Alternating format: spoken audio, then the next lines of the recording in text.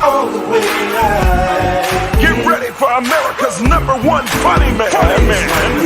What? Hey. All the way live.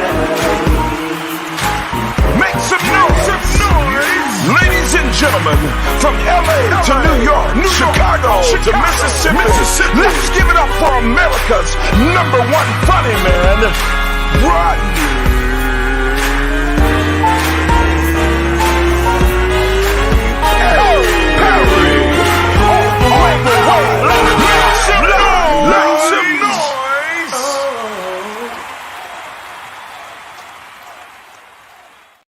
What's up, party people? We are, in fact, live today. My name is Rodney Perry. You're tuned in to Rodney Perry Live. We here, man. Shouts out to my folks. They coming in. We ran a rerun yesterday, a great rerun, mind you. It's steaming up the internet for whatever reason. I don't know. I'm excited about this show this morning. Hop Good is in here. I didn't get a chance to see Hop Good this weekend. He was taking care of some personal business. Victor Marshall.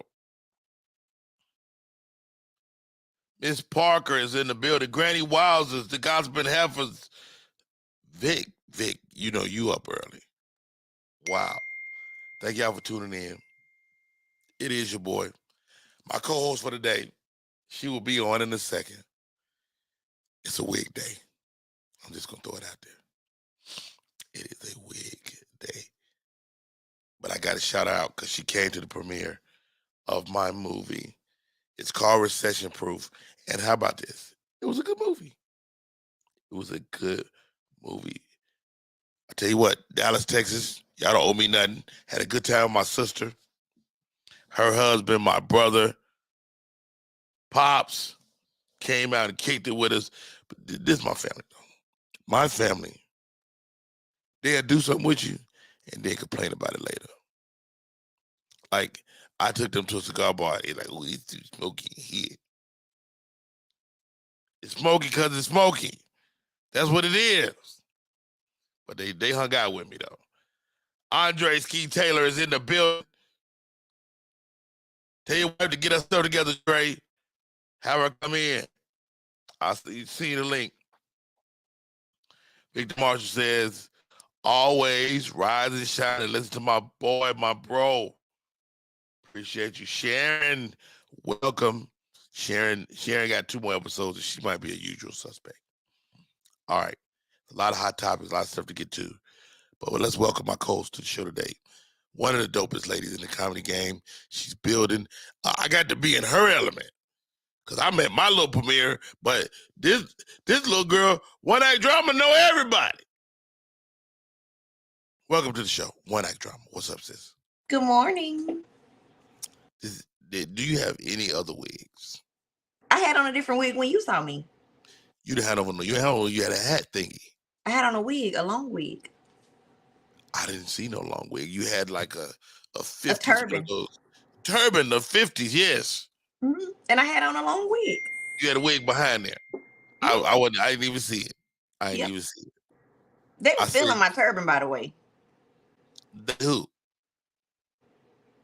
I'm thinking I got to introduce you to people. You know everybody in the room. Yeah, those my people. I've been in movies or plays with half of them people. Really? It seems like a really cool community. You know what I mean?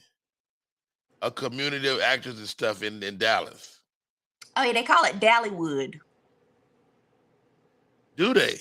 Mm-hmm. It's Dallywood. I did not know that.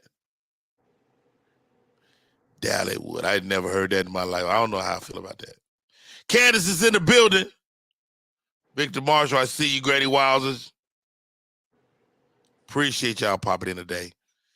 So, yeah, I was pleasantly, I don't know what I thought, but it was really good. It was very well shot. You did amazing, of course. And the storyline was really good. It was a good story. Especially for that to be her first film, sometimes people's first films are all over the place. It was really good. Hop Good say, I saw you went to Lava. First of all, everything big in Texas. Y'all buildings is big. Y'all buildings are like they're about to walk away. Everything is big.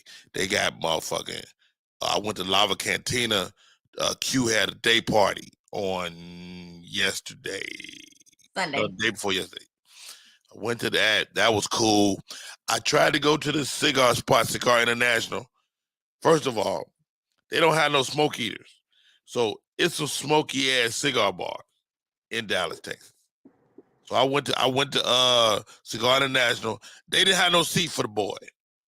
And I'm waiting for my celebrity to kick in. So they was looking at me, but they was also going like, that nigga don't have no business here. You know, you like what the hell is this nigga? That ain't him. That can't be him. That's his brother. Is that a Caucasian establishment? I think it is. I think white people own it, but it was all black people in there. Oh, okay. Oh, we came to take over. I love that about us. Yeah. So they you know, people was drinking libations, you know, nice little patio. Couldn't get a seat nowhere. So we went to LG's. How about this? Dallas, Texas, everything is 30 minutes away. 25. Everything's spread out. Everything. I can tell, like, when you in town, why people don't come. Because it takes a If long they time. don't live around the corner from that, like, so it just occurred to me, like, when my sister and them come see me in Arlington, it's a trip. Oh, I live in Arlington. But yeah, to go across to where the premiere was, yeah, that was like a 30-minute drive for me. I got Arlington coming up September 15th, my birthday weekend. Oh, put me on. That's my birthday, 16th. It is your birthday. Let me on. You know what? Consider it done. I'm remind me, like, okay. Let me get out of this week and remind me. Okay. And I'll lock that in. Okay. I'll lock that in. All right. You gonna need a room? Because I don't know if they're gonna give me no room. Because they be trying to book local people. I don't need no room. Okay. All right, yeah, that'll be hot. One act drama. Yeah, that birthday weekend. You know, yeah. Yeah, I'll make Q put something together for us. Q, no, you know what? Q asked me to feature. He asked me. Let me host. Done. Okay. Done. Yeah, that's gonna be a good weekend. Yeah, that's gonna be a good weekend. All right. Let's look at these hot topics. I think I got a little stuttery for a second. Let's see. Chadwick Boseman, his family is grateful that the Oscars chose to give him an honor this weekend, some recognition. Did you watch the Oscars? No.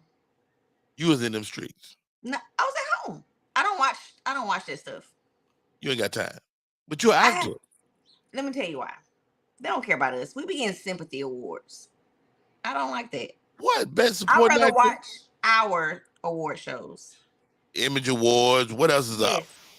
Trumpet Award. What is it? Trumpet? Does that still come on? Trumpet is from Atlanta. The Black Girl Rock have their own award. Yeah, they do. Who else? BET, even though they be wilding sometimes, I'd rather watch that. BET be good though. Yeah, I watch our stuff. Khloe Kardashian shared birthday wish for her baby daddy, Tristan Thompson. You know, people talk about these couples, these public couples, man, but I love it when they at least find a way to get along. Might as well. Speaking of this drama, people that can't get along. So Neo was married. So the last time we saw Neo, his wife was like, look, Neo has got extramarital affairs. He doing this, he doing that. But let me ask you this one act drama. If your ass is famous, a millionaire, do you have a pass? Should your wife or significant other take several seats? So y'all aren't gonna like me. Break it down. Give it to me, drama. I feel like you should do whatever you and your spouse have discussed works for your marriage. Okay. Myself, if I am a millionaire with access and I take a gander and find something that I'm interested in, I might like to partake. Well, hold on, one act drama. Why do you need $1 million to do that? You can't be broke out here cheating. You need to be worried about getting some money. You can't be broke cheating? You can't cheat broke. Why are you cheating and you, sir, cheat your way to the employment line. You can't be broke and a cheater. No, because, sir, cheat your way into employment. That's what you do. Cheat your way into the bank to make a deposit so we can have some hefty withdrawals. Why you out here cheating? But if you're a cheater, you're a cheater. It don't matter. Your financial position. Left if you broke. But and then you create babies. That man got side babies. They don't care. How you got side babies and you broke? No, I hear you. I really do. But NBA,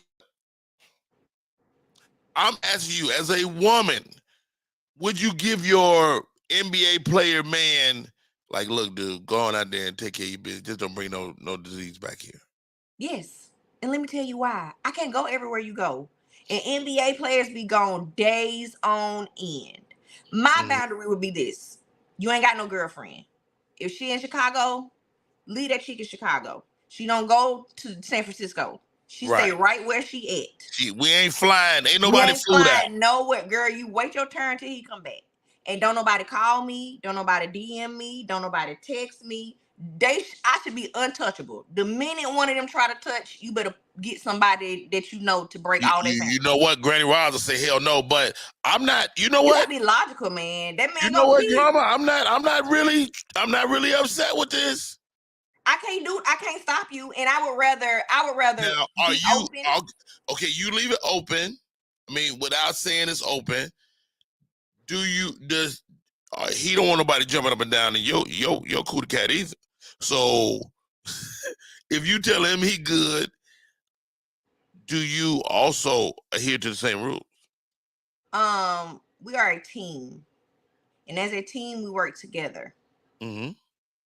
That means the team has the same. Everybody on the team got the same rules. The rules don't change unless you go to another team. So as long as we are on this same team, you can't tell me what to do. It's the same. You don't get to change the rules for different players. This is what's eye-opening. You said if your ass is broke, you don't have no business cheating. No, you don't. You need to worry about taking care of this house. You can't be taking care of no other chicks. You need to take care over here. But that man gone. I just feel different. That man is gone. And as long as you ain't like calling me and shit in the background. But hold on. Because Labadina is jumping in. Labadina says, I agree. Hell, I gave my ex-husband and boyfriend the same freedom. I call it trust-based freedom. Okay, so let me wrap my mind around it. Instead of a guy, goodness gracious, instead of a guy cheating, you go, okay, look, what do you say? What's the conversation? So I've been in this situation. Because I feel like it's a setup. I've been in this situation with the gentleman, the last guy I dated a couple years ago. And we just had an open conversation. I know the life you live. You travel. You are an entertainer. So with that, I can't be there and don't want to be there all the time. So you might not see me for 2-3 weeks. But when I'm ready to see you, of course, it will be, okay, I'll fly you here. If you want to come, I'll book your flight. I got you, whatever. But I can't be there all the time. And it's an unreasonable expectation to me to expect someone who has access and means to be faithful. Because I can't say faithful if you're in a relationship where you say. Is that fair? Is that fair, though? It's fair if you agree to it. Because you not going out. But that's not my personality. So I can't expect you to be who I am. I just expect you to be honest about who you are to me. So as long as we have an open and honest and you're being safe, because this is my thought process. When they got to sneak, that's when they're less likely to worry about safety. Well, what's safe though? I mean, if you jumping in any woman, no matter how clean she is, her bacteria and stuff is walking across your penis like a bridge. I hope you're using condoms if you're getting strange. And you gotta look at too, a lot of times in that don't matter if you use a condom or not. A lot of times though, they have set women. Like let's take comedy for example. They've been doing comedy a long time. Let's do who's single and I can't really. Don't I throw don't nobody even. under the bus. Let me. No, You work it on wasn't it gonna in be your a real. mind. It wasn't gonna be somebody I actually know. I hate to say a name. Okay, let's Right. say. Don't say a name. Hold on. Okay, well, Let's read let's this say comment. Joe Blow, who's at the top of his game right now. And Joe Blow is traveling the country doing arenas. Joe Blow been doing comedy though. He's 40 and been doing comedy since he was 19.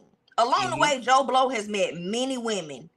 And we know as comedians, especially being around males, it's a chick in Chicago he been messing with for the past 10 years. But that's a girlfriend. No, that's not. That's a Chicago jump off. That no, she probably got a husband. She probably got married in them 10 years. But she know when Joe Blow come, it's her turn. Ain't nobody else in Chicago gonna get Joe Blow but her. She done had him 10 years.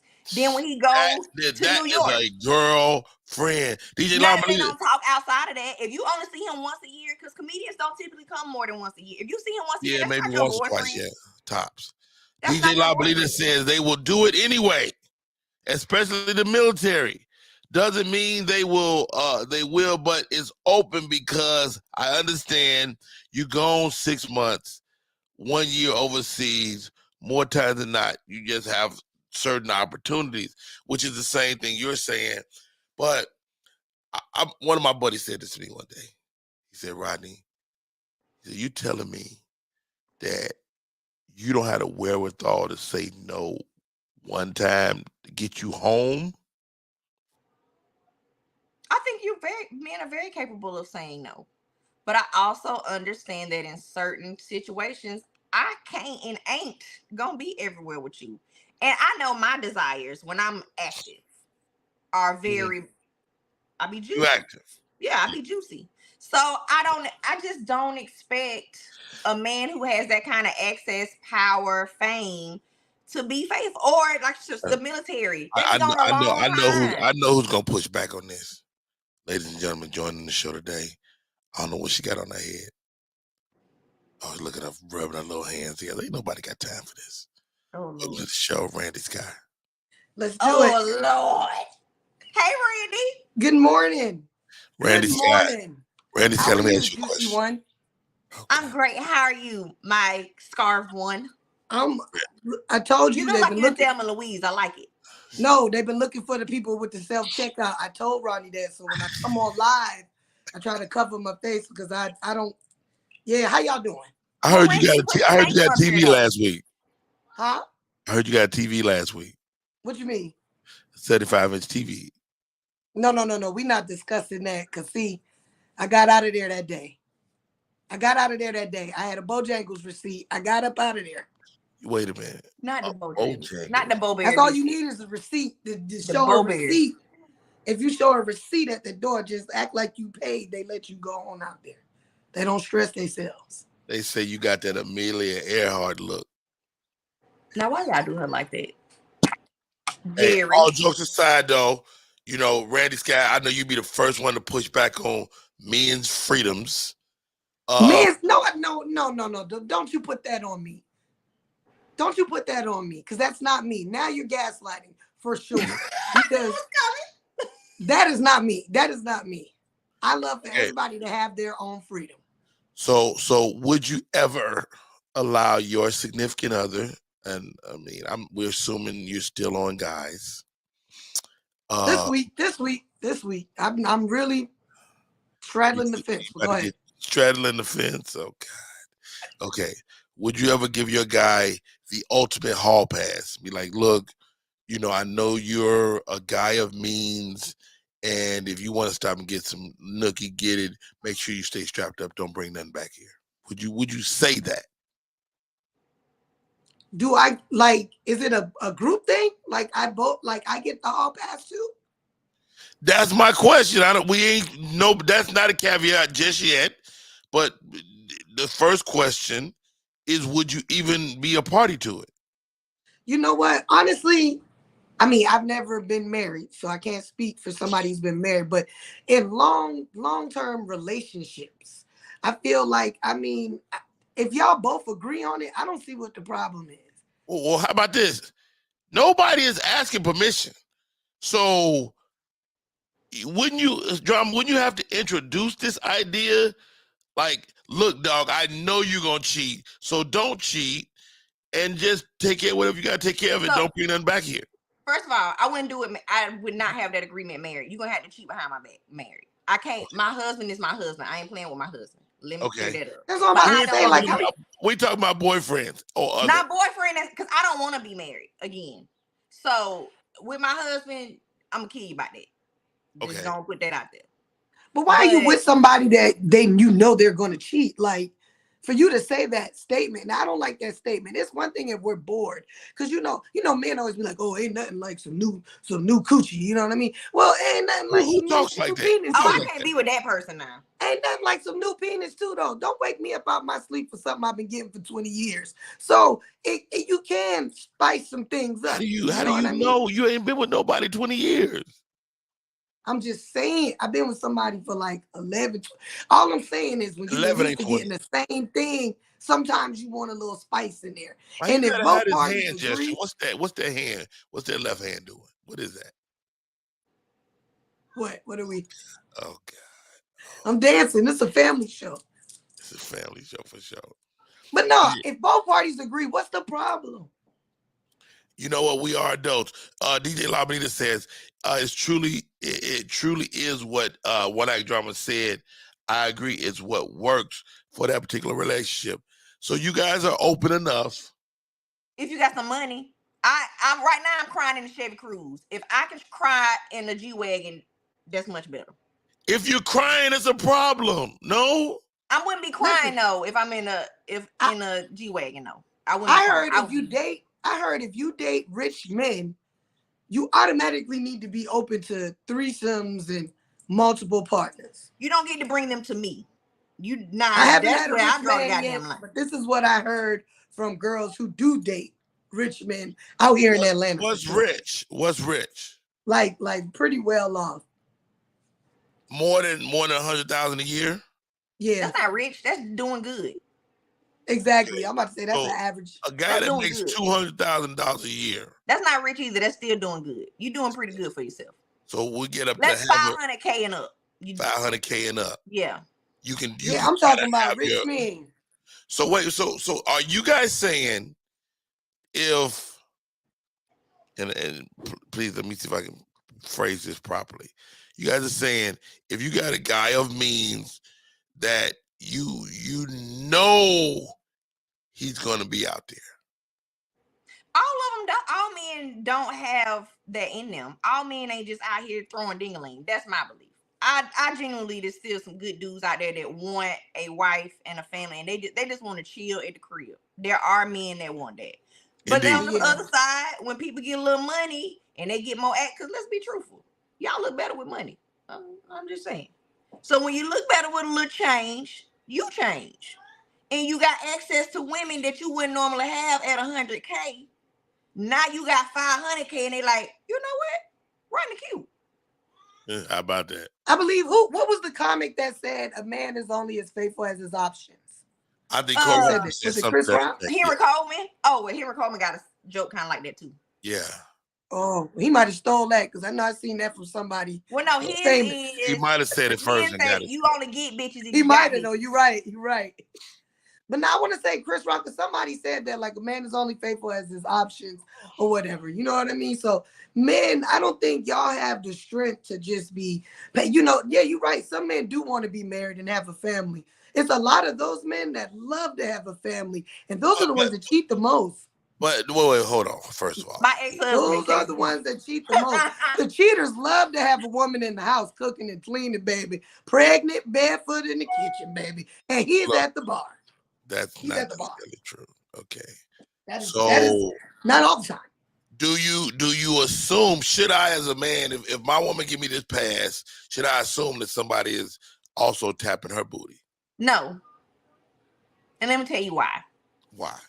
Because number one, I can only speak for me. And I'm gonna put this on my girl Randy too. I'm not a cheater. However, if you gone, stuff happens sometimes. Right. And if I know stuff is happening on your side, if something happening on your side and you on set for 3 months in Zimbabwe, I might was busy a little bit. One night. Oh, you testifying? Is that a testify? Did you? No. Okay. No, that's never happened with me. All right. It could. I'm just telling you, it's possible.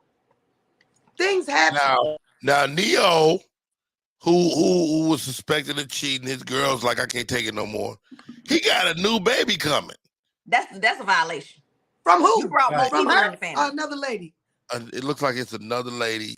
It's the baby mom that already got a baby by him. The first cheat baby. Now he got another cheat baby with her. Wow. And you know, but you know what, Rodney? You know what, Rodney? Now that you say it's another woman that Neo has pregnant, it brings right back to what Drama said earlier, that money makes you look better.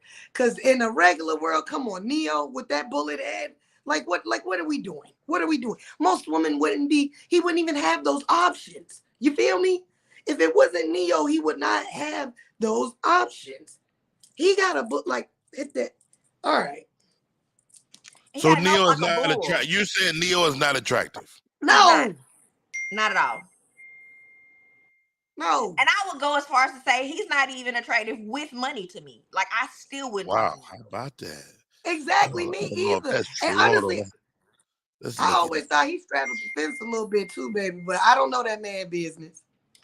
He don't straddle. I like to think he fall on the fence for pleasure. That part.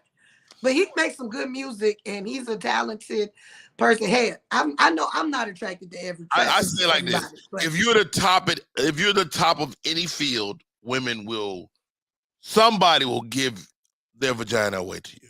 Everybody has, even an ugly dude they would give their vagina to if they had enough money. It's always one. I definitely banged out a pretty well off ugly dude. Oh yeah, I know I banged one out before. Had a good time too. I'm sure you have. All right, guys. DJ Labanita. Oh goodness, what are you doing? DJ Labanita says, "I will say it's just understanding, Rodney. So we're clear. I don't want him to cheat.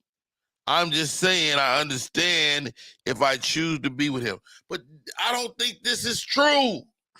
You don't think what's true?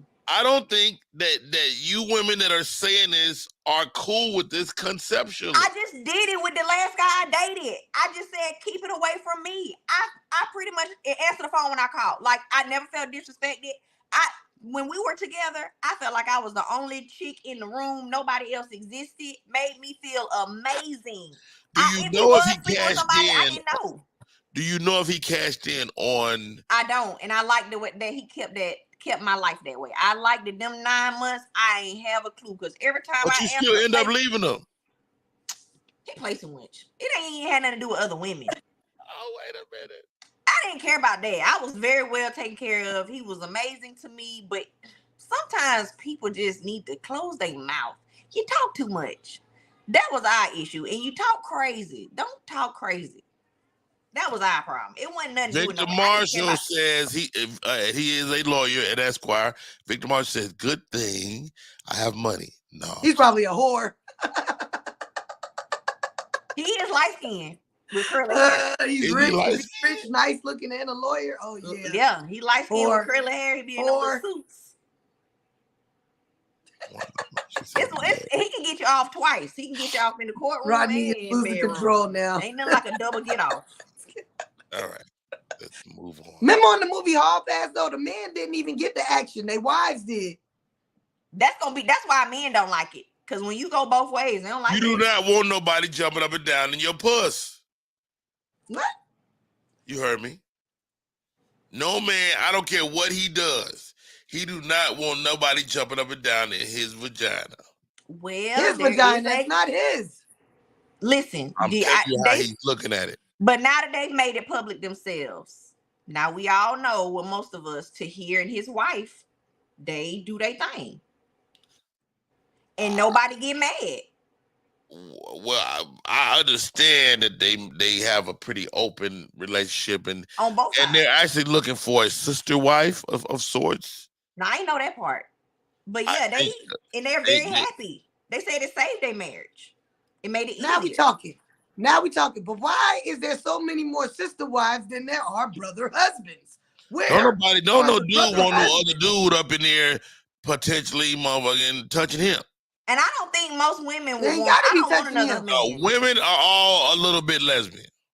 No, not Absolutely. at all. I have said it. I put it on the table. Women, in my opinion, are all a little tiny bit lesbian. Drama says no. I think women appreciate the beauty of another woman. Absolutely. I think women are beautiful, amazing. Randy, you look amazing. Well, I ain't talking about looks. I'm talking about munchy. I'm not munching. Randy, you beautiful, but I'm not munching you. Yeah, I don't I'm eat sure no it's coochie. I amazing. know what go on with one. I'm not eating your coochie. I know what happens with it. Nobody asked you to eat it. How You is just gonna said be a we was lesbian? munching. Can we Y'all all the just be munching. faithful? We You can't the all. munch. You the munch. I've been munching a long time. You look like a munch. Don't talk about yourself like that. I don't want to hear that from you. Exactly, do Uncle this. Rodney. Uncle I can't Rodney's do a it. munch. I can't deal with this damn scarf. Really. So stupid. So Randy Scott. That's me. Lesbian. Are you lesbian? No. Sorry. Don't let the Is deep it- voice fool you. That's one of the reasons. You know why I couldn't be no lesbian though? Honestly, Why? sometimes the men be getting on my nerves so bad. Think about it, but I can't be no lesbian because I feel like they're gonna automatically think I'm supposed to be the stud because I'm the bigger one. You definitely They gonna stud. automatically think I'm the stud, and I don't want to be the stud. I'm not paying for your food every time we go out to eat, girl. You dumb. I'm not doing that. I want to be pampered. I don't want to be no stud, girl. No. So you want to be the lady? Yeah. I probably could put a strap on every now and then and swing around the house. Do the helicopter with your strap on. Do the helicopter. You ever did that before? Or you ever did that before, Drama? The helicopter. No, I mean, no, just strap, period. No, I don't know. I don't like girls. Okay, yeah, I ain't never did that. What about with a dude? You know, some dudes like to be pegged. You ain't putting no pigs in my booty. If a man ever asks me, sir, go find what you really want. But he not gay though. Lena says yuck. I don't want booty play. I don't want no parts of a man booty. Let me tell you, the women will try you to see what type of dude you is. They try to stick that little finger in you. You be like, oh, hey. Oh, the younger men definitely are getting their butts played with. They lift them up and get it 8. No. The younger men the young girls are definitely doing that, bro. Oh, are you serious? They are. Yes. Young girls have no problem with eating butt. Man butt. Look. First of all, I'm trying not to go down this Hershey highway that you're trying to drag me down, but we can talk about something else. I have zero respect for a woman to eat a man ass. Zero. Well, I ain't never did that, but I don't judge nobody. I ain't doing it. But if that lady, different strokes, different A man ass ain't never clean. You can eat a woman ass. Women is doing the most. I knew you was doing that nasty stuff, Rodney. I'm making a point. Married people nasty. Candy Kids TV says these new hoes are extra nasty. Oh yeah, these girls is lifting it up, spreading it out there, man. I don't kick shame. They ain't just linking. Come on, man. I got a daughter. New Oh, your daughter definitely gonna go one day. Your daughter is going to go down on somebody. I'm somebody's daughter. You are somebody's daughter. All right, guys. Hey, you're tuning in to Rodney Perry. My name is Rodney Perry. You're tuning in to Rodney Perry Live. My friends have come in here today and they've introduced some stuff. Oh, God. As a father, I've been just y'all always be. Oh, goodness. Anyway, I'm somebody's daughter. My daddy told me to give head. You know what? We'll be right back. We'll be right back. I can't do it. Hallelujah. What up, y'all? It's Michael Sean, and I know you want to be a podcaster. You want a successful podcast. You want to give your views and opinions, but you just don't know how to do it correctly. That's why you got to hit up ShawneeScott.com. You want to be on radio, and you want to know how to build your radio career. ShawneeScott.com. She's done all of this. I've worked alongside her for years, and I will tell you the information that she can give you is on a value level that I can't even put a price on it. All you have to do is go to ShawneeScott.com. Your future, right now. That's it. It's Michael Sean. Yeah.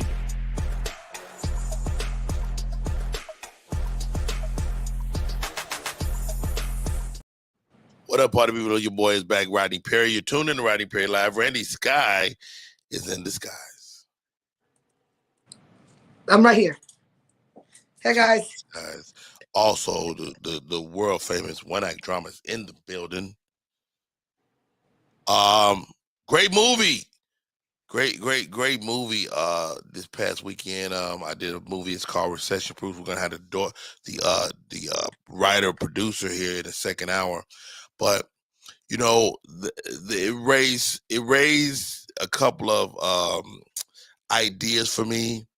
It raised the concept of the father-daughter relationship, right, and what that is. Does how you view men come directly from your relationship with your dad, Drummer? Absolutely. I have an amazing father that has always been active, even when my parents divorced after 19 years. Amazing man. Now, was that debilitating for you? When they announced that they're about to get a divorce, is that like, come on, guys? No, let me tell you why I was not. My parents did something that's very uncommon. They did, before it was a term, an uncoupling. So even though my dad left when I was 5, I have brothers that are in their 50s. Even though they divorced when I was 5, they explained it like, well, now you just got 2 houses, double the toys. My parents still went on vacation together even after they divorced. My dad would still come. He would just stay separately. I'm 40 now. Do you now. think they were still doing it? No, I'm 40 now, and we still spend holidays together. My stepmom and my dad have been married for over 30 years. She comes too. So they have new spouses that come and my kick mom in. doesn't, but like I said, my dad been married my stepmom 30 years. We still do holidays together. My stepmom has always been there. My mom. Your mom don't feel some type of way about that? Initially, my mom said like the first 5 years it was kind of difficult, but after a while, she saw how my stepmom is amazing, and my mom saw how much she loved us and treated us. My stepmom couldn't have kids, so we are her children. Now, was this initiated by your father? Was he just the man, and he's just like, look, we gonna all do stuff for the holidays together? No, it was my mom knowing how important my daddy was, because I'm the youngest, and knowing how important my father was to me and how much her children meant to my dad. Right. And they just had to, like, I think it helped that they had a vacation already planned before they separated. It's not to waste that money. Yeah, my dad was like, I'm still going with my kids. And my mom was like, fine, you could go, but you stay over here by yourself. So it was a bickering, but I think that helped because my mom saw, oh, this dude want to be a daddy. So, and they've been together since high school. They were high school sweethearts. So 19 years, it's kind of like, he ain't going nowhere. You might as well let him come and bring his boo. And we still one big family. How about that? Randy Sky, do you have to have a great relationship with your dad to have a great relationship with your man? I didn't know we were going to talk about dads. Oh, Lord. I'm just playing. My dad loved me. You seem like a daddy's girl.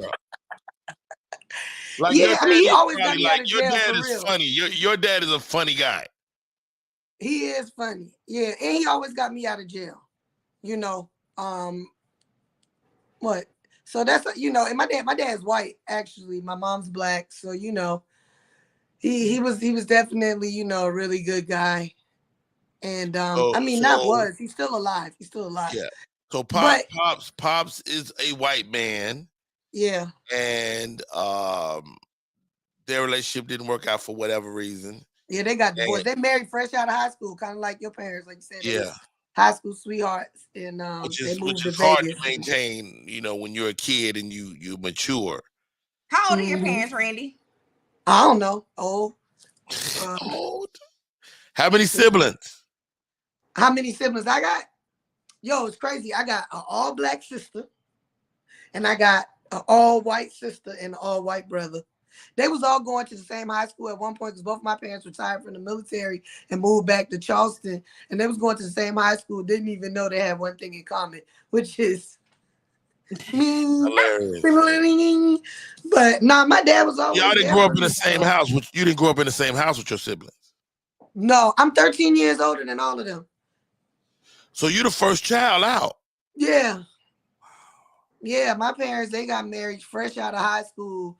They had to move, though. They had to leave South Carolina. They moved out to Vegas and got married. Because, see, My daddy was a nigga lover. My mama black. No, I'm just playing. That was too dark. That was too dark. No I way. thought that was hilarious.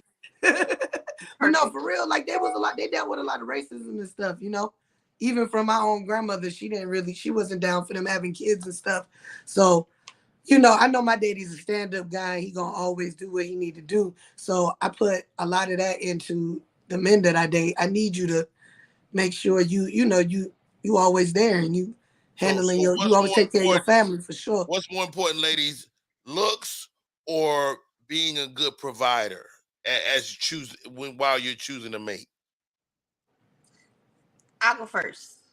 So old me that wanted a family and kids, a provider. And you have children? Yes, and I'm done. Okay. I'm 40 and I'll be 41. I'm done. So but you would marry a young man and have another child? Absolutely not. Okay. Why would I do that to myself? Hell no. You know how hard I had to work to get my body back together after this last one? I wish I would do that to myself again. But it says she want looks. Listen, that's what I was just gonna say. But new me, soon to be 41, go run with them looks, player. I'm provided for. I done provided. I need you to look. I need to want to see you when I wake up in the morning. I mean, everybody goes for looks first. Of course, we want providers. Of course, we want stability. Every woman wants that. You know what I mean? However, you don't go to a club and be like, look at this ugly motherfucker over there. I know his credit good. I know he gonna take care of me. Let me go talk to this ugly man. Yeah, my ex-husband was not a looker, but he was a provider. So I. But what I'm saying is, you got. I want to know, but I had to make sure. Most people go in for looks. They go in for looks first. Looks are the things that get us to talking to each other. It's something that you're attracted to. You don't just go and talk to somebody that you're not attracted to and then find out. But I mean, I just feel like at this age, I'm 41 too. I'm around the same age as you. Like looks, I don't think looks play as major of a part. You know what I mean? Because at this point, you know, it's bottom of the barrel. I say all the time, I say women don't require looks. They would like looks if they could, but they don't require looks. Like you could be a average to ugly guy and pull the baddest chick, you know, because grooming matters. Grooming matters. Yeah. Grooming matters more. If your ass just don't stink, grooming matters. And okay, let's look at some of these comments, man, because Candy Kids TV is in the thing. Ugly men piss me off cheating. Wow, how about that? So you can't cheat if you ugly? I got news for you. Listen, they gonna cheat. Let me tell you that. Let me tell you, them ugly niggas is gone cheat because you don't make them feel like they fine. I'm sitting next to you. You feel like, oh, I got to be that nigga. I got to be, because look who here. Let me find me another one. Okay, hold on. My daughter's calling in. She's currently in a dating pool. Raina, are you there? I am. Hold on, let me get you off there. Hold on. What's a dating pool? What's going on in the dating pool? I'm probably peeing in there and still swimming. Check. I'm laying on the side on a Adirondack, just watching everybody else in the pool. What is an Adirondack? It's a chair. Is it? Yes. She won't let us know she went to school. Indeed. She definitely smarty pants. All right. Raina. Mm-hmm. Raina is 22 years old, college student. All right. Does looks matter more than a person being a good provider? In the age bracket I am, I'm not necessarily looking for a partner that is providing for me because my daddy rich. Oh, you better pop your shit. No, that's what they act like I'm rich. I'm trying to tell them. I do act like you're rich, but no, I just did not expect. I mean, there's certain stuff that I would expect, I guess, but not right now. I guess I'm a little shallow. Looks matter more than them being a provider. You gotta be fine, baby. He gotta be fine, baby. She's 22. He gotta be fine. Hey, Coco Fresh says. He gotta be stepping out. He gotta be Coco fine. Fresh says it's turds in the dating pool. And they still. If you in the dating pool, you might well eat a little booty because it is turds in them. Eat a little booty? It's turds in I'm there. not You eating already no eating little it. bit of booty, bro. No. Okay, Raina, you called me. I didn't call you. Did you need me to do something? Cash out. Weird having Okay. my dream, and then it scared me until I was gonna call and tell you about it. But I mean, Did I die? I'll tell you later. No, it just is the way that I woke up. I looked up and it said I-85, and then I felt almost like I got hit by something, but I couldn't see anything. And I woke up and All right, stay off I-85. Okay. Our family jokes Right. about everything. It does. So one act drama. Does your family play too much? You know, I actually come from a very serious family. Really? Yeah. Like, okay, I take that back. My mom is funny, but she don't really be trying to be funny. It just come out funny, and she be like, "Oh, everybody laughs." She be like, "Oh, I guess that was funny." She's unintentionally funny. Oh wow. I don't have like playful parents. My daddy is a daddy. Like, he provide. He gonna eat all the extra food because you don't put nothing in the trash. You scrape it on his plate at the end of the. Yeah, my dad. Put that on this plate, and he gonna eat all that. You cannot scrape that damn plate in the trash. Oh But wow. my parents are fun. He's a human garbage disposal. Yes, my parents are fun though. Like Disney, all them amusement parks, we hit all them. They don't play by that. We gonna have some fun, but they not like just a playful. I didn't come from. I was the playful person. I was the one starting shit in the house. Tara Love Diva says my family plays too damn much. Yes. Randy Sky. I know my family do. I My know family your off the chain, man. Just on you alone, that you had to come from a group of people that play too damn much. Yeah, we have a good time though. We play too much now. We gonna have a crab crack. We gonna turn up and we gonna play too much. Don't bring your new boyfriend or nobody over. Ooh. You better have tough skin because they don't care what they say. They man. roasting his ass. Oh yeah, especially my uncles, Uncle Ichabod and Uncle Blip. Oh man, and Uncle Donald. Blip be going. I know anybody called Blip is a problem. Oh, Blip talking shit. Blip talking cash shit. He one of them men too that shake his head every time he talk. He just be like, yeah. Hey, Raina Marie Perry, does your family play too much? My family plays entirely too much. My coping skill is laughing. So something traumatic can happen to me, and I have to make a joke. I can't. And it won't be like other people will be looking at me like, "Oh my gosh, are you okay?" No, I'm not okay. Hey, how about this? So I marry my wife, which is Raina's mom. We are at the justice of the peace. She starts laughing uncontrollably. This is while we're getting married. The whole time, through the whole ceremony. I don't know how we made it this far. She's cracking up, like tear coming out of her eye. Like How many kids y'all got? We have 4 children together. Oh man, y'all got a bunch of kids. Oh, I never saw your kid. He just the kid just came in the video, man. I saw him duck because he knows I'm live, so he ducked to go in the kitchen. He's trying to get some snacks. He's trying to get to that kitchen to get some snacks, man. He got one. I heard him rustling. He was trying to do it quietly. Oh, they so snacky, ain't they, kids? They are snacky. Boy, can I make a shout out? Make a shout out. Happy birthday, Kevin Devontae Harris. Happy birthday to my son. Oh no. This is ghetto. Kevin, what can I do for you? Kevin Tate, I'm on live on my shirt, and you use all this profanity. Goodbye, nigga. And then say goodbye. Close it with a goodbye, nigga, after profanity. You know, balance. Balance. You got to tell guys how you feel.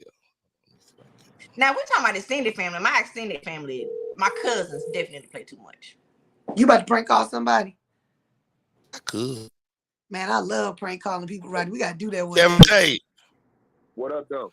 Hey, I brought you live into the show. One Act Drama is with me today. Randy Sky. We're talking about relationships, man. I know you do the Zodiac show, man, and you well versed in relationship. If your woman told you like you had a pass, would you exercise that pass? If my woman told me I had a pass to like step out, like a hall pass, step out and do my own Yes. thing. Yes. If it was under the parameters that she don't get a turn. Wait, like, hold on. Wait, Tate, she don't get no turn? She don't get no turn. A lot of that has to do with you could do it if I could do it. And that ain't the case. You know what I'm saying? And then too, if she gave me a pass, I don't think I would want to do that. I wouldn't take the pass if she gave it to me because that'll forever haunt our relationship. She'll always be in fear of the woman I chose. And I wouldn't mix us up like that. I'd rather say he wouldn't take it. He didn't say he wouldn't cheat. Well, he can do it. I'd rather sneak and do it. He'd rather sneak and do it. Yeah, he'd rather sneak and cheat. But that's old fashioned. I like my cheating the old fashioned way. Yeah, man, I can't. Oh my God! This new cheat. You guys are sick. Hold on, but do I make sense though? Do that make sense? No, I think it makes sense. But the ladies are saying that they would be willing to give their said guy that opportunity, especially if he was well off. If he made X Oh amount my of money. God! You really flipped that, Rodney. Y'all said that. Y'all didn't say that. We didn't say everybody. You said on a cheater. Huh? You said if we entered a relationship and he had a lot of money, we could have a discussion. And I said I will only do it if I get to get one too. That too. No. And not saying I would exercise my rights. Nobody wants nobody jumping up and down their puss. I know that. So that's absurd. Can you stop saying that out of your mouth? Completely damaged. I have a vagina. It's a vagina. Puss. A vagina. No. That Puss. sounds like an infection. Vagina. You have puss, and Vagina. it's the cowardly lion. You have the. Well, I don't believe it, man. I feel like it's a trap, and y'all relationship. I said that. I think it's a setup. You're not telling her every time you do it. It's just that she knows it's a possibility. Don't come home and say, "Man, I had a bad bitch last night." Just do it. Why not? Don't We do that already to me. discussed it. So now I don't want to talk to you about it. Just do your thing and keep it away from me. But what if you catch me with it because I ain't told you what I was doing? You catch me in the lie. I knew that. Why would you lie? And I already gave you the door to do it. Just keep it away from me. You ain't got to lie. Just do it and shut up. It sounds like they Come go home. together. Yeah, I need to break up. That's it. Well, if you ask me where I'm at, I'm gonna tell you where I'm at. I wouldn't ask you that. I would never say, "Where are you?" I would call and you would answer, and you would say, "Can I call you back?" And I'd be like, "Okay, sure." I ain't gonna ask you why. I don't want to know. DJ La Bonita just jumped in here. She said, the dream said, if you ever make your girlfriend mad, drop 5 stacks on a makeup bag. If you buy me a purse after you piss me off, I'm gonna be further pissed off. I'm gonna tell you that right now. Shirley Thomas says, if I give you a pass, I want to know details. She a freak. Would you tell your lady details? She a freak. That's why she want to know. No. All women, first of all women want details. Your exes. Did you eat her pussy? Yes. I don't want to know that. Let me tell you something, ladies. If your man first of all, dudes only have 5 moves. He ain't got no bunch of moves. He gonna do his 5 moves to everybody. Everybody get the same 5 moves. He might mix it up and do them different orders, but it's gonna be the same 5 moves. So if oral copulation is one of those moves, guess what? It's going down. It's going all the way down. That's how you know how to satisfy. Some guys, look. Stop right there. Go ahead, Tate. Up my bad. No, I'm just saying. It's Comedian Kevin Tate dropping in on the call-in line. Kevin Tate, we can catch you on the Zodiac show. What is your Zodiac sign? Well, my Zodiac sign, I'm a Gemini, man. Now, what have you learned about Zodiacs? You've been doing this over a year and a half now, 2 years. What have you learned? How much does the Zodiac affect our relationships? Well, surprisingly, man, I found some parallels when it comes to, Zodiac. People like to dismiss them, but there are some things that are just genuinely true. And I think it affects relationships. I think that a person such as me, a Gemini, a free spirit, has somewhat of an issue with a Scorpio. Scorpios are very jealous, very high-strung, very intense, very possessive. So they wouldn't want to hang out with a guy like me because I'm free-minded. I'm not, you know what I mean? I'm water, I'm air. I mean, you can't bottle me in. So I think it has a lot to do. I think it's something to be said about Zodiac. Really let me ask you this, Kevin Tate. Let's say you dating a girl, she's wearing a scarf, like a headscarf, and it's Chanel, and she's kind of cute, but her voice is a little morning deep. What's your thoughts on that? I don't have a problem with a woman with a raspy voice so much. I to be honest, I like a woman with like a deep voice, to be honest. Like if a woman is too high, I can't deal with it. If a man is too high, I'll be like, this nigga need to shut up. Yeah. If a man is motherfucking too deep, I don't want to hear it all day. Go somewhere and sing, nigga. I can't. Go somewhere and sing, nigga. The raspy voice got that guac guac guac guac raspy. That's it. You think I want to sit up and talk basketball with Barry White all night? Man, it's hard. Man, I gotta go. But I think it has a lot to do with it, Roddy. Roddy, you're a Virgo, right? I'm a Virgo. We got two Virgos. One Act Drama is a Virgo. Female Virgos much different than male Virgos. I will say that. No Virgo. What's your sign? Libra. You're a Libra. You could have been a Virgo. What day Libra? October 11th. Oh, so you deep in that Libra. You deep in Libra. Yeah. Gemini too. Libra. Yeah. They always searching for balance. Libra's always searching for balance. And I'm September 15th, so I think I lean a little bit toward Libra. Really? What's your sign? Virgo. I'm a Virgo, but I lean a little Libra-ish. But you know, I know Libras and Virgos make good friends. My best friend's a Virgo. And we're friends, guys. Virgos are good friends with everybody. Virgos literally keep people together. Well, yes, y'all do, even when people don't want to be together. Never date a Gemini. You would never date a Gemini? I would date a Virgo. Either. Crazy people. I did My one mama time. a Gemini. No, never again.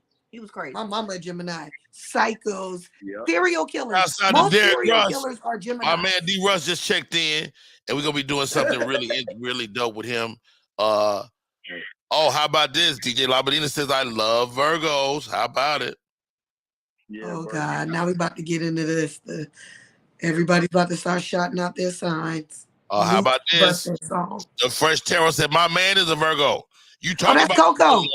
You talk about some good loving. Who is the best lovers in the Zodiac? They say Geminis be turned. They do. Probably because they crazy. They are. Khadijah Karriem, stay right there. We're gonna go over to the top of the hour. We're gonna start our chat, okay? Shake your head. Shake your head. Huh? What?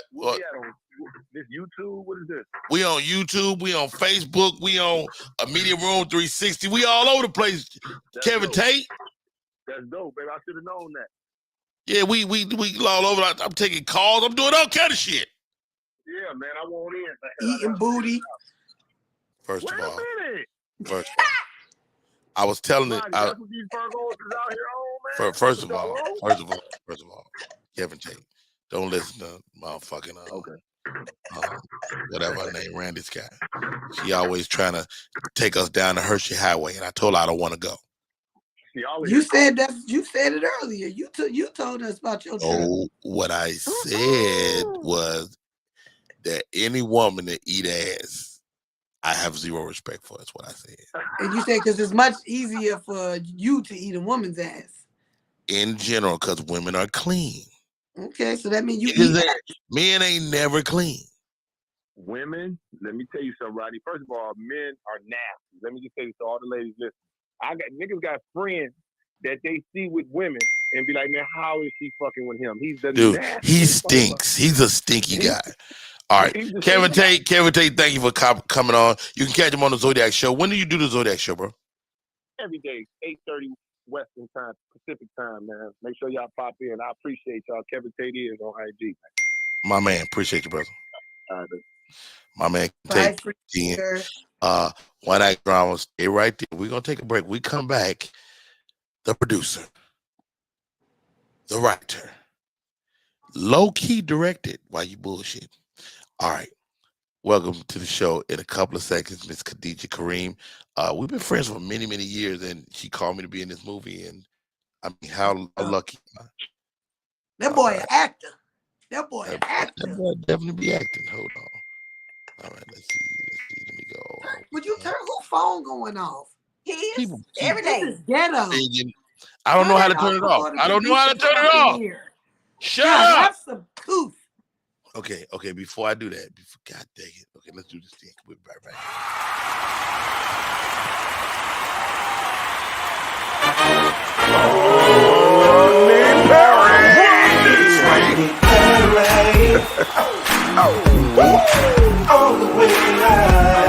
Get ready for America's #1 funny man. What? Hey! Make some noise. Ladies and gentlemen, from LA to New York, Chicago to Mississippi, let's give it up for America's #1 funny man, Rodney.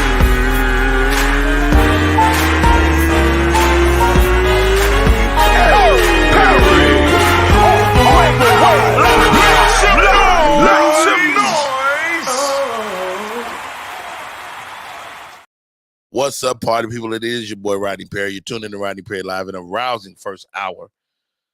We covered a lot. We talked about Neo. We talked about the hall pass, getting a pass from your lady, and should she even consider doing it?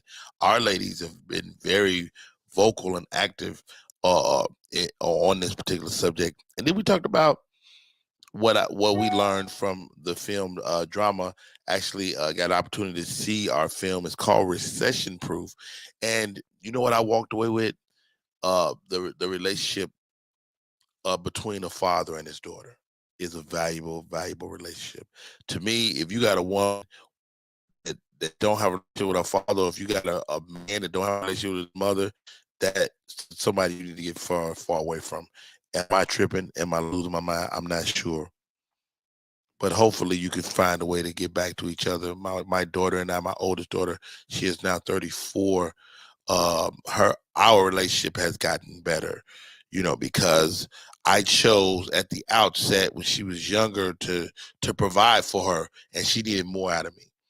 And now I really try my best to give her those things. But without any further ado, welcome to the show, actor, producer, everything in between. She put the movie in the can and screened it to 2-pack movie theaters. Ladies and gentlemen, it's Khadijah Karriem. Hi. Good morning, Rodney. Yo, first of all, you look absolutely beautiful. Oh, thank you. Absolutely beautiful. The dress, your daughter with the same colors, with the chiffon. It was so awesome, man. First of all, well done.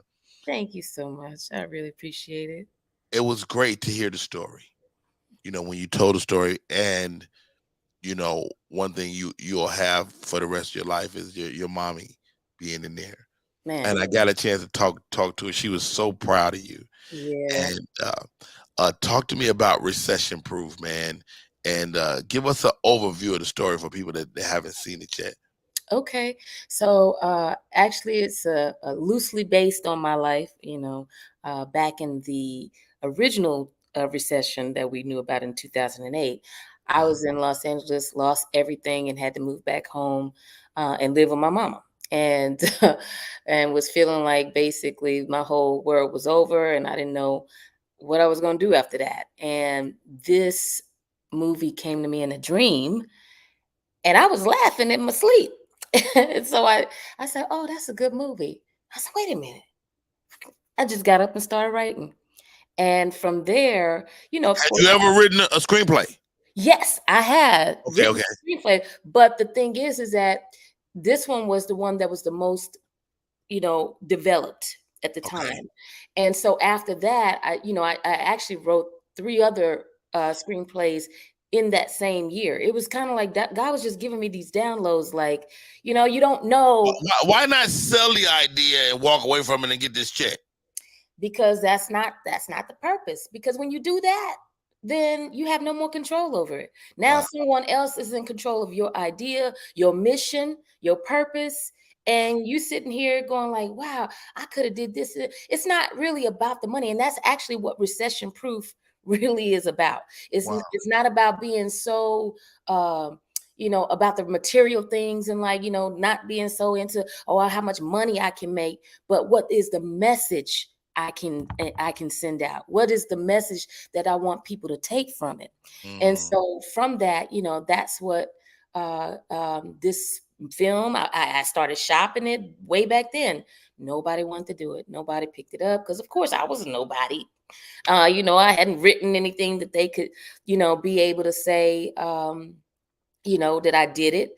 And I just put it on the shelf. I didn't really know what it could be, but I just knew, the story and everything spoke to what it spoke to in me, which was, don't put all that stock in those things, even though you may have lost everything. When you lose everything, that's when you really see what you really have. Come on now. That's when you see what you really have. And what I saw was that my relationship with God needed to be strengthened. My faith in God needed to be strengthened. And when I did that, I was recession proof. So that's how it came about. Yeah. What one of my takeaways also that I find to really be dope is that you had so many valuable relationships, in the film, your character as she navigated life, whether it was a relationship with her dad, you played that out, and you that storyline got to a point that you were able to actually wrap it up as well. Yeah. And so you covered so many valuable things. Women in business, women choosing business over love. Yes. And you making that choice as you navigated the script as a writer, and you're looking at all these themes. Was that something that you wanted to cover for women in general? Yeah, I mean, you said it. Some especially, as a businesswoman, an entrepreneur, I'm a mom too, you are constantly having to make a lot of sacrifices, and sometimes about love, and that, in her case, in Regina Holloway, that's the character in the film. In her case, she was so focused on making it and money. And like I said, that when you focus so much on these material things, it starts to take you away from sometimes the things that you really should have in your life that give you value and worth. And, she traded that. So that was one thing that I wanted to touch on, that we don't always have to do that. Also want to touch on the family aspect of it for sure, father-daughter relationships, or, whatever those family relationships. Even for myself, when I went away to California, there's things that were kind of unfinished in my life too. But, as long as I had things going on, you don't deal with them, right? Until God make you have to deal with them. And then you actually get to see a lot of the things that you might have had hidden pains about, or any of those things, that you can actually heal those when you face those. So, wow, man, I was so impressed. Thank you, Rodney. I mean, from the look of the film to, why didn't you direct? Well, first of all, because Arthur Muhammad is a beast. Muhammad is a beast. He's a beast. And you know what? I never. And he got some fly ass shots. He got some fly ass shots too. Okay, and that was my DP, Stacey Stewart. I mean, I had a great team: Arthur Muhammad, Stacey Stewart, Angela Blair Jeffries, who producer, Sharice Lamb, Angela Blair Jeffries. Angela Blair Jeffries. Oh my God! Okay, she my everything. Okay. Hold on, she might. Lamb, stop right there. Hold on, Angela, you there? Yes, she is. That's my friend. So I got a chance to meet this woman, courtesy of you. I came in and we worked. And when I tell you, you unmute, Angela. Yeah, there we go. When I tell you, this lady is an absolute godsend. Talk to me about the team you put together to do this movie. Her or me? Because You, listen. you. Because I mean, Angela's been my right hand. Seriously, I mean, it's just every one of the people that were a part of the team.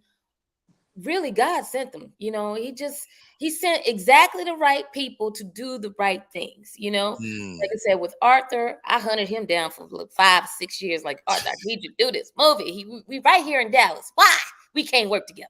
So Arthur was like, all right, sis, I'll do it. Right. And like I said, Sharice, she was my roommate years ago, like just after I wrote the film. Great job as a comic relief too in this film. What's she did a great job. And as a comedian, she wrote most of her lines. That was the thing. I wanted it to be authentic to things. And she did her part because I thought, hey, nobody else can write you but you, honey.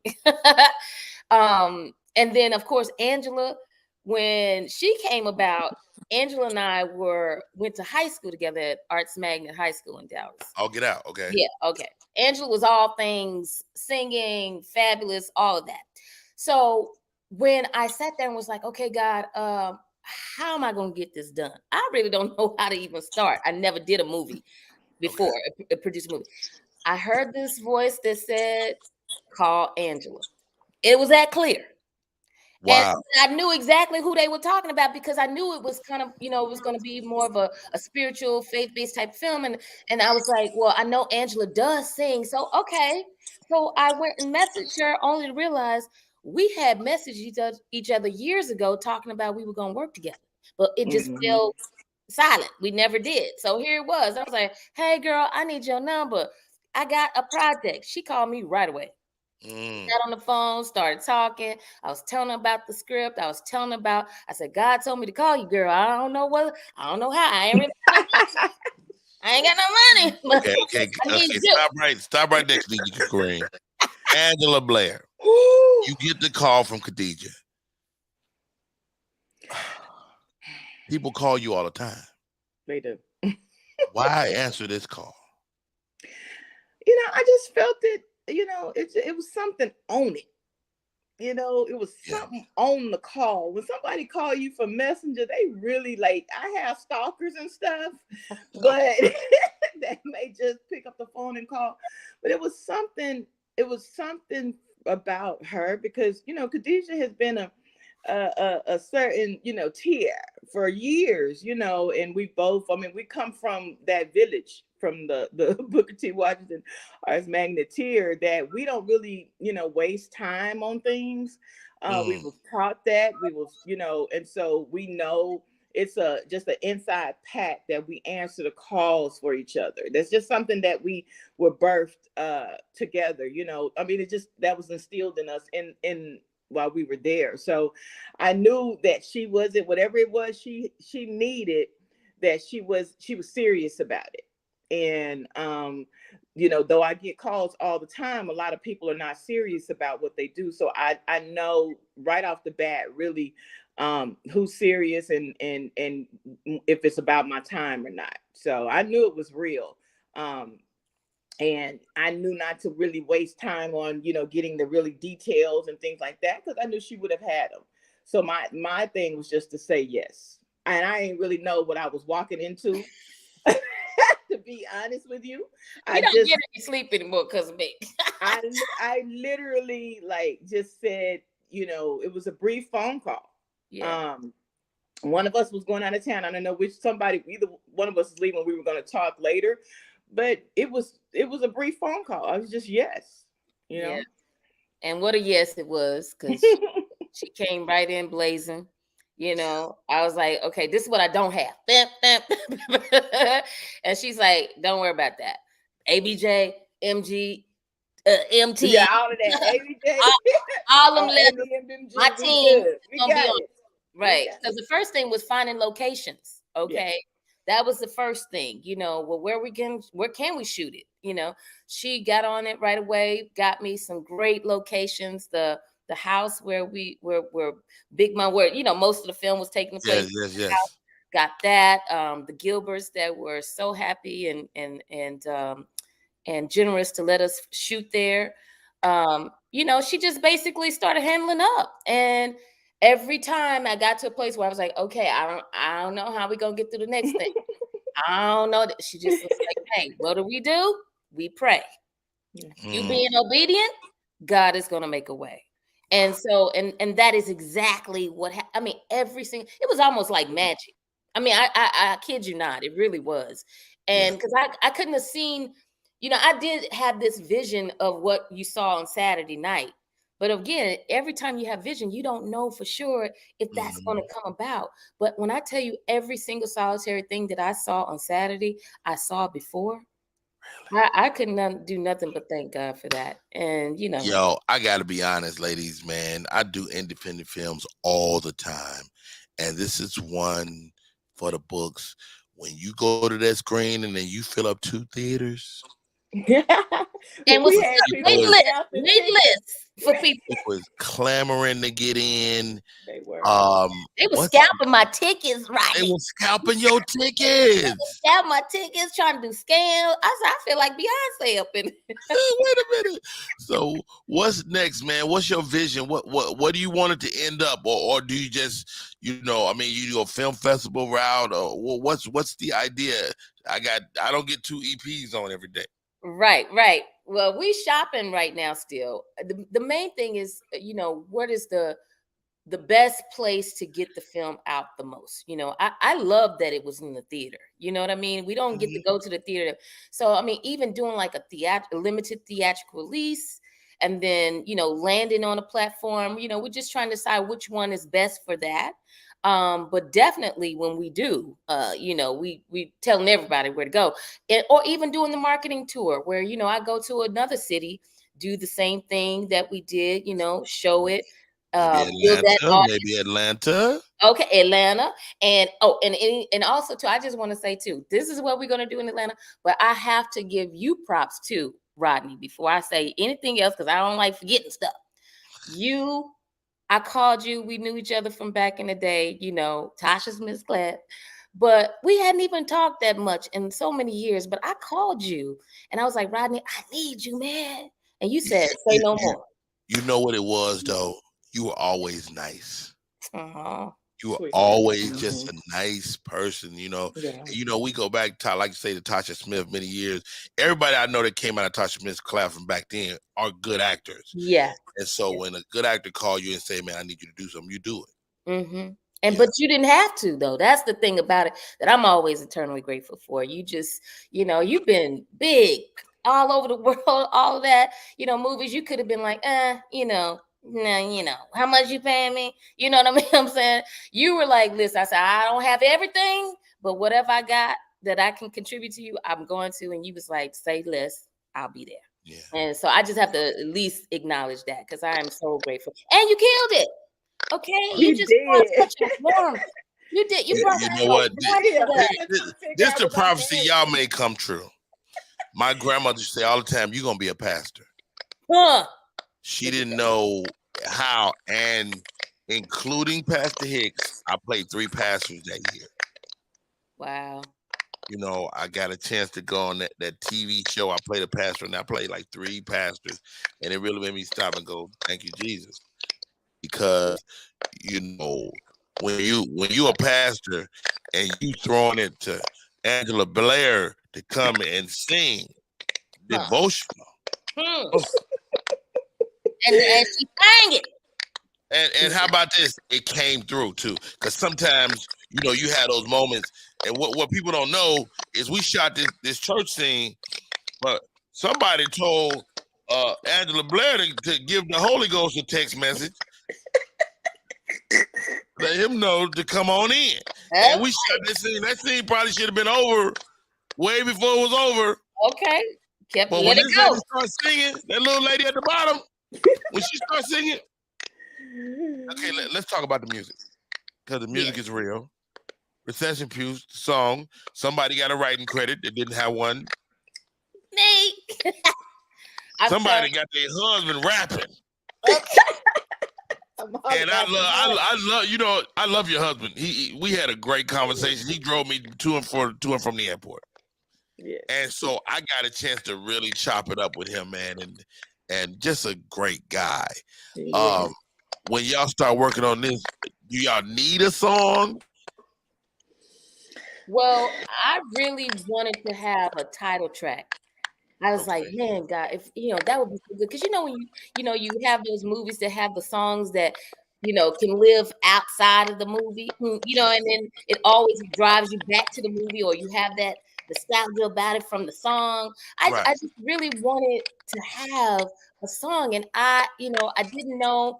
I know Angela was like, we can get some going, but she has so many other things going too. But one day, the same kind of inspiration that it had with the script, it's just these words started trying to come to me, and I didn't know how to put them together and all that, but I just started writing. And then I sent it to Angela, and she said, "What?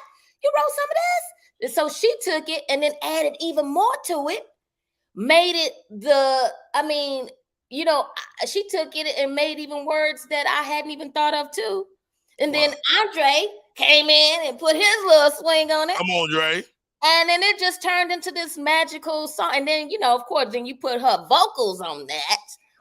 And the production that they did with the music, I was like, and I gave her an impossible assignment. I said I needed to be kind of R&B, but kind of gospel, but kind of, title track. But I didn't know what I was talking about because I'm not a music person. But she took all of that.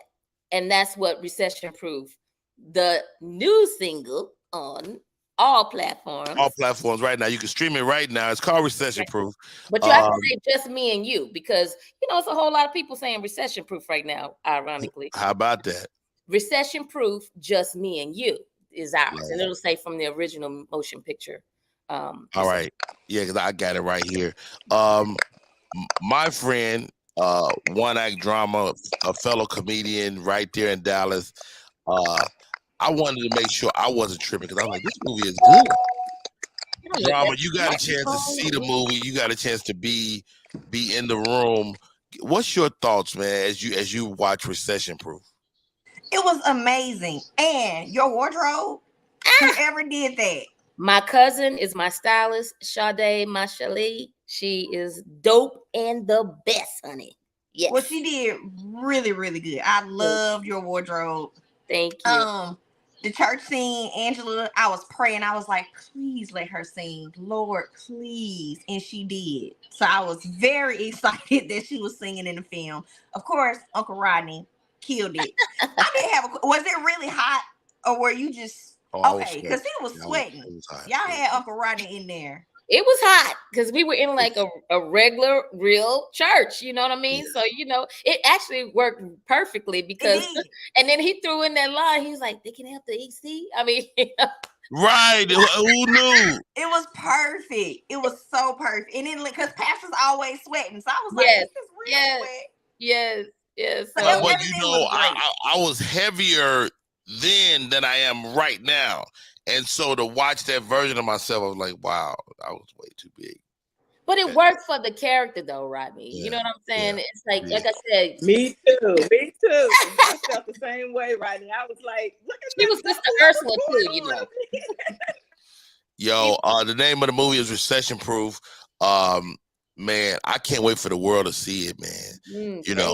What happens next? I don't think when you're a filmmaker, you make several movies. You make the movie you write, and then you make the movie that you shoot, and then you make the movie you edit. And now you got to take that baby and get that baby out to the world. Yeah, exactly. And that's basically what I'm gonna do is get this baby, birth this baby all out, get it somewhere situated where people are enjoying it and loving it. And then I pull out my other babies. Yeah. And, and keep going because, people will say, well, what you got? What else you got? Well, I got stacks of scripts. That's all I just kept doing is like, I'm just going to keep writing because it's going to be a day where people are going to say, what else you got? And all of my films, my screenplays have some sort of, spiritual message in some kind of way, whether it's comedy, action. It felt faith-based. But this is what I like, and I got it here in my notes right here. It was no trauma. Right. That was important to me. And we talked here on the show a few weeks back about all romantic comedies that's black, because at its heart, it's kind of it's a romantic comedy. You know, and how about this, Khadijah Karriem? You pulled off the comedy every chance you got. Thank Oh you. Smash the comedy, and that means something to me. So Yeah, and that says a lot coming from you. So thank you. You smash the comedy, you smash the romance.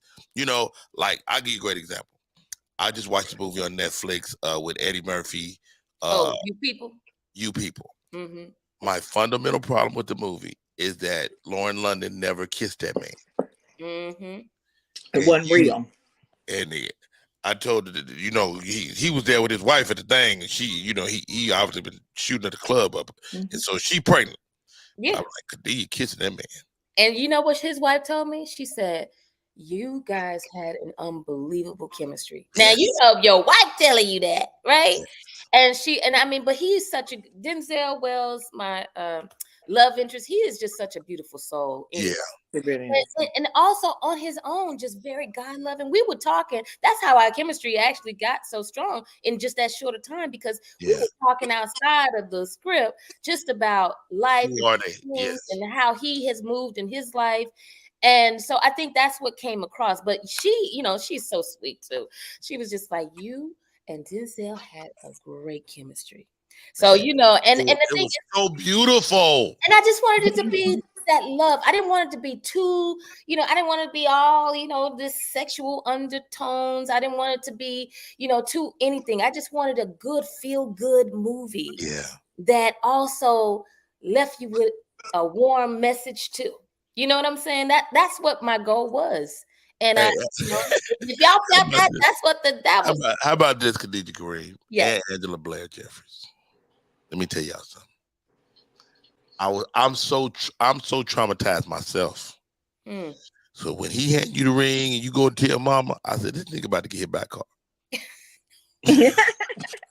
Ain't no way he gonna live through this movie. It can't be a happy ending. It can't be a happy ending. And it was such a happy ending. Oh shit! I can't wait. Well, he does get back on. Anyway, no, but it was so perfect. So many different, so many characters. The little white lady from New York. Y'all shot in New York. Yes, we shot. Oh, she was a hoot, honey. She was the best. I talked to her at length. Yes. That night, yeah. Her audition was like that. I mean, she hands down. I saw her. I said, "Oh, she got it." I basically cast everyone in the film because I mean, I knew what I wanted in each character, and she's just too funny and perfect for everything that needed to be. Now you service so many people, Angela. I know you help get everybody together. Y'all, I mean, as we stood there the other night, and I was like, "There's a lot of people in this movie." Lots, but I wanted to give people that opportunity that I never got. You know, and you know how Hollywood is. You know, Angela, she knew people that she wanted to give opportunities to. That's kind of where like she said, that's the foundation we've come from at Arts Magnet, Booker T. You know, everybody has a dream. And if we could give people a chance, even if it was one line or one word, although SAG started saying like, okay, everybody that you saying that one line, start paying for. I was like, oh, gotta cut that. The line gone, sorry. You know, you could just be there. You ain't gotta say nothing, but you can be there. But yeah, you know, and then Angela, I don't know if you want to say anything else about that. Well, I think it's really, since I was a kid, maybe 5 years old, my mom said I used to put when the little kids come on TV and they needed to be found, I would, you know, get a little thing that, you know, on the back of the milk carton, I would get 5 cents and tape it to the back because I was concerned and about people, just finding people and people finding, even into my adulthood, their purpose. And people just don't have genuine people around them to really push them to their purpose, right? So we're accustomed in this life to get people who don't want us to make it. So it's important that we go through what she did. She went through those steps and trying to get this out for 10 years or whatnot, and it just wasn't timing. And it wasn't the right people. It wasn't the right energy. She wasn't where she needed to be. you know, in her life. There were things she still had to go through. And when it's time, God will bring, it don't even have to be a huge, I don't even like dealing with a whole lot of people. You know, thank God I was able to manage, you know, all of those people. And don't think I wasn't trying to whoop people on the set either, because I was protecting. Hey, she wasn't playing. Real. And because when she came to me, and if that was you, Rodney, or anybody else, if you trust me, it's me, it's Jesus, and it's me. It's God and me. That's it. If you trust me with your project, that's from the Lord. You know what I'm saying? So I'm going to protect that vision. I don't care who it is. At the end of the day, you know, it was all about what she had. She was the only one that saw the vision. Yeah. And when she told me, what is it that you need? And we would go back and forth. We would fuss for about 5 minutes and say, I love you next, before we got off the phone. Because the purpose is we stayed on task. And I mean, it's out when she wanted it. It's, you know, and that's important. You gotta have people. You have to have people. And I don't care, you know, and if you hear it, she heard it. And I said, because you obeyed, this is why you're where you are. And we can't get into the fact of, we can't be insecure. We had 2 boss chicks, you know, doing this to get, you know, not saying, and Sharice too, but it was she and I in the middle of the night, you know, we're texting, and I don't text back people quick, but her, I knew, if, you know, we're just alike. And I actually fell in love with her. I ain't no freaked up, but I fell in love with someone who is just like me. Get the job done. That thing that we had so special in our high school years came back. And it was like, this is what the result is, because we were taught this. And, you know, managing all of those people, they were easy, because we started with prayer, we ended with prayer. That's the way it's going to be. If God can't go, neither can I. All right, last thing, ladies. Let's talk about the fashion, and Drama brought it up, the fashion from the movie, but I'm talking about the fashion. Yes. From the red carpet. Because Khadijah Karriem came out. That pink dress. She was so like a Barbie doll. That pink dress was so cold. Okay, like I said, the train coming out. It was beautiful. It was light. It was a great color, and you know, there's something to be said for a good chocolate, gorgeous lady. Thank you. Well, you know, it's funny because again, everything I visualized, I kept seeing me in a really bright pink or red. I didn't know which one it was going to be, but I kept seeing that. And like I said, my cousin, Sade Mashale, is the stylist, and she's from New York, so she's used to like styling celebrities and everything. And she was just like, all right, because you know, she would just send me stuff and we put it together, and she had me looking like, I mean, I was like, girl, who needs the Oscars? And what was so ironic, I didn't even know when I booked the day that was Oscar weekend. Weekend. So, you know, we had our red carpet. Everybody was looking fly and amazing. And I was like, why couldn't Dallas have this? Originally, that was my plan, is to bring Hollywood to Dallas, you know, and give them something to be excited about, to get up and get fancy and dressed and everything about, you know. I remember when you told me, you said, look, it's gonna be semi-formal now. Don't come in here. Yes, no, you was clean. You came with your glitter. You came with your glitter on. You know what I'm saying? We had to come. We had to represent it. Hold on. Okay, we can't go no further without talking about this little outfit. The feathers. It's Angela. Oh yes. Came through. She had the feathers. She had the shoes. She's a little bow-legged. I didn't even know Miss Angela was bow-legged. She was on these shoes. I said, ain't no way them shoes gonna see all night. I said, Angela got to walk around that bug. I said, did you get shorter? Angela, talk to me about your choice of wardrobe. And you know, I know you had 15 outfits up there in that hotel room before you came down. I actually only had one. Oh wow. I did, because my stylist for years, on the singing, singing side, I've always been over the top no matter what. So they was pretty much expecting what they got. So she's her name is Tina, and she's, all I did was gave her a vision. I said, and it was a play on the movie because of Khadijah's white feathers and her pajamas. So I did that in honor of my baby, of making sure that we left, because she got on our nerves, leaving feathers everywhere. On the set, and I did that as honor, as something for her. And again, one of my staff was like, "Girl, you had at least 90% of the brothers was asking, was you married?" I said, "You don't see Suge over there?" Okay, Suge. Yeah, your husband can't wait for a problem. He was like, "Yes, I am." Yes. But she's been my stylist for years. She's amazing, a beautiful spirit. I mean, I've had, that's what we thought. I mean, Khadijah is saying, we talked about this months ago.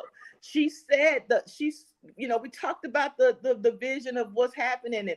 And like I said, if you walk it, if you talk it, you walk it. You cannot not believe what you just asked, because God is the one that put that in you. Mm-hmm. It's up to you. Like, you got the key. Now you got to put the key in it and open the door. Mm-hmm. You feel me? So this is a testament. I'm still overwhelmed, because I walk my life out like that. Sometimes I play with the green lights down the street. Hey Lord, I want all the lights to be green. And I just play with the faith like that. You know what I'm saying? Because that's what we got to have. This girl, if you only knew what, sometimes we get to a point where, like, what are we going? It wasn't like that. It was very quick if we had a moment. You know what I'm saying? But I didn't want her to have a moment, because she started off right. When you start off right, just doing it, God, with the vision, God will provide the provision. Mm-hmm. And no matter what, it ain't in your hands. He owns everything. Wow. And go ahead, Khadijah. He owns everything. I mean, so why not go ask him? Go ask him. He got it. Exactly. And even when it came down to the father, so we definitely have to talk about Mr. Clifton Powell. Okay. Yeah. Now, this is Legend OG over here. This is a triple OG. And how OG. about this? Actor for actor. Okay. In a scene together. Hello. So you did your thug fizzle several different times in that movie. Thank you. But I'm saying, but even in that, Rodney, it got to the point where it's like, I need the father to be somebody that everybody knows. Okay. Especially when you're doing an independent film. That's what they're looking for. Faces, names, things like that. So even to have God made it possible for this man with his caliber to say yes to my movie. Wow. And come in there a day, a day and a little bit of part of it. It was a day and a half. Yeah. Blazed it. Came in on the set. He was just so, joking and having a good time. He was like, this is a good set. But to have that time where he and I got to have that scene together, man, that was a high for me as an actress. You know what I mean? You killed it. He killed it. And what? I mean, he said hold on. Everybody freeze. I need to get this off my chest. Uh-oh. Why y'all make me cry? Yeah. Why y'all? Because I ain't had no notice. Mm-hmm. I was like, I might cry. But I was so good that it touched you that way, Rodney. Absolutely. And that was perfect. Moment too. If it's not if it's not real, you won't be affected. Mm-hmm. You understand? So Clifton said the same thing you said, that in all of his years, he's never been on a set like that. That's our job. Like, we plan on having, she and I, we're not going to think small. We're not going to think small. Because when little is, we've already done that part. I believe we're going to go where we want to go. Mm-hmm. But she was like with Clifton, he said he has never been on a set where he felt that he cried for real. Y'all cried for real on tape. That wasn't written in the script. That was y'all crowd for real. Yeah. And so that Yeah. and we want that for you. So we plan on having 5-10 year movie deals. We believe in that, and we're gonna come back to this conversation on here where I'm speaking that into existence, that she's gonna get the things that she's at, and you're gonna all come with us. We're gonna do it together and bring realness back to the movies where people, like I had preachers' wives and things there that said that this was a beautiful film, balanced. We learned something, and it just felt there was nothing dropped from the beginning to the end. Yeah, very And true. so I just want you to know, Rodney, that and Khadijah, I got to tell you this, and sweetheart over there, you guys, you all made me feel about the visions and what God has placed in me to help people get to their level. It wasn't me. I'm just a vehicle. That's I'm your just call. a vessel. I just wanted to make sure that you had somebody you could trust that was going to tell you the truth and also love on you at the same time, because this is all from him. I don't do nothing if it ain't got nothing to do with God. Well, how about that? Hey, I my want to name say is. something real quick. Yeah, go ahead. When I drum. Now, Miss Khadijah, I did the math. To everybody that's watching, this young lady told us that she was 40 in 2008 when this happened to her. I want you to look at this screen. Look hard. Because if she was 40 in 2008, I just want to say black women. Come on, hey. Let me tell you something. Look, God has kept me preserved. Okay. We celebrated my birthday, but my birthday is actually on the 24th, and I'm gonna be 53 years old. So I mean, I say that proudly because a lot of people didn't make it, honey. Yeah, we're the same age. I'll be 53 in September. See? Wow, well done. And people ask me, was that Tika Sumter? I'm like, Tika wish she was fine as this girl. Now she has I get that all the time too. She got a CMOS business and all of that, so she's my health nut. And I didn't know you. I've been looking for CMOS. I just ordered some CMOS off Amazon. Other business, no, I mean, it's good. If you ask me what's my secret, I take CMOS every day. Okay, it's good too. I need to get your CMOS. I want your CMOS. I got you. All right, ladies. I can't thank y'all enough for coming on today. Thank you. Khadijah, people want to see the movie. Yes. You may screen in Atlanta. Yes, we're gonna screen in Atlanta, hopefully New York, LA, and definitely if they want to keep in touch and know when that is, follow us, of course, on Instagram. What was it at Recess? I always get it mixed up. On Facebook is Recession Proof Movie. Not the movie, Recession Proof Movie. Recession Proof Movie. Thank you. On Instagram is Recession Movie or something like that. I don't know. Follow one of us. We'll find it for you. You can always. And the hashtag is good too. Recession. Hashtag is good. The movie. Yes. If you do follow me on Instagram, mine is K Khadijah 324. K Khadijah 324 on Instagram, and we'll have all that information and let you know when we're going to be in your town, or you can text to our VIP community. Look, I was explaining to my sister, the gift bag was crazy. You got that? You got all the little the popcorn with recession proof on it. What? That's one of our sponsors, Miss And Candy. if y'all need ABJ to come do y'all's thing, let us know. We're going to take care of you. I ain't mad at it. The event planner of your dreams right there. Seriously. How about that? Angela Blair, how do we stay in touch? AngelaBlair.com. Follow us on ABJ MG LLC or The Real Angela Blair. All of that. Oh, Angela Blair Jeffries. Just Google. You get. I'm sorry, I hate to say this, but just Google. That's the best place. Google. 30 years. Google, man. Google it. InsideIndustryStudios.com as well. Inside the Industry Studios, man. Again, ladies, such a great job. I'm glad to have been a part of this movie. Thank you, Khadijah Karriem, for being obedient and thinking of me, man. I take that. I don't take it lightly.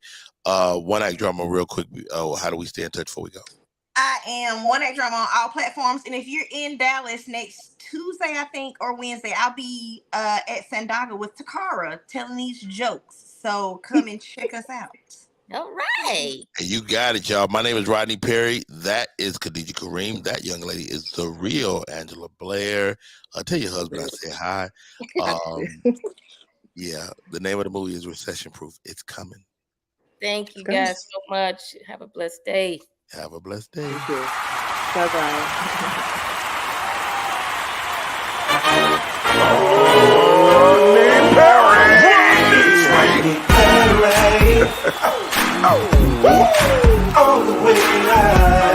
Get ready for America's #1 funny man. What? Hey!